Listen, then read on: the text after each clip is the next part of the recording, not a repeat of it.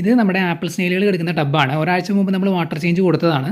പക്ഷേ നമ്മൾ ജസ്റ്റ് ഒന്ന് നോക്കാൻ വേണ്ടി വന്നതാണ് വെള്ളത്തിൻ്റെ അവസ്ഥ എന്താണെന്നുള്ളത്. നല്ല രീതിയിൽ ആൽഗെ വന്നിട്ടുണ്ട്. വേസ്റ്റ് നല്ല രീതിയിൽ പ്രൊഡ്യൂസ് ആവുന്നത് കൊണ്ട് തന്നെ സൺലൈറ്റ് ഉള്ള ഭാഗത്ത് വെക്കുകയാണെന്നുണ്ടെങ്കിൽ പെട്ടെന്ന് തന്നെ ആൽഗെ വരും. ഇവർ നല്ല രീതിയിൽ വേസ്റ്റ് പ്രൊഡ്യൂസ് ചെയ്യും. അതുകൊണ്ട് തന്നെ വാട്ടർ ചേഞ്ച് ഫ്രീക്വൻ്റ് ആയിട്ട് തന്നെ ചെയ്യേണ്ടി വരും. ഇതുപോലെ ഒരു ടബിനകത്ത് നമ്മളൊരു 4 എണ്ണത്തിന് ഇട്ടാൽ തന്നെ പെട്ടെന്ന് തന്നെ വെള്ളം മോശമാവുന്നത് കാണാം. അപ്പോൾ അതിൽ കൂടുതൽ ഇട്ട് കഴിഞ്ഞാലുള്ള അവസ്ഥ എന്താണെന്നുള്ളത് പിന്നെ പറയേണ്ട കാര്യമില്ലല്ലോ. ഇതിനകത്ത് ഏകദേശം ഒരു 20-25 എണ്ണത്തോളം കിടക്കുന്നുണ്ട്.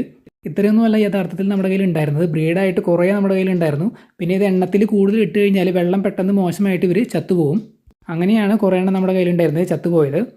ചില ആപ്പിൾ സ്നെയിലുകളുടെ ഷെല്ല് ചെറുതായിട്ട് ദ്രവിച്ചിരിക്കുന്നത് കാണാം. അത് എണ്ണത്തിൽ കൂടുതൽ ഇടുന്ന സമയത്ത് വെള്ളം മോശമായിട്ട് വെള്ളം അസിഡിക് ആയിട്ടാണ് ഇങ്ങനെ ഷെല്ല് ദ്രവിച്ചു പോകുന്നത്. ഇത് കൂടുതലും സംഭവിക്കുന്നത് വേനൽക്കാലത്താണ്.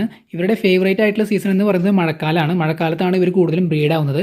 ഇപ്പോൾ നമ്മൾ ബ്രീഡ് ചെയ്യാനായിട്ട് ഉദ്ദേശിക്കുന്നില്ല. കാരണം ഇവർക്ക് വേണ്ടിയിട്ട് ഒരു വലിയ സ്പേസ് നമ്മൾ സെറ്റ് ചെയ്തിട്ടില്ല.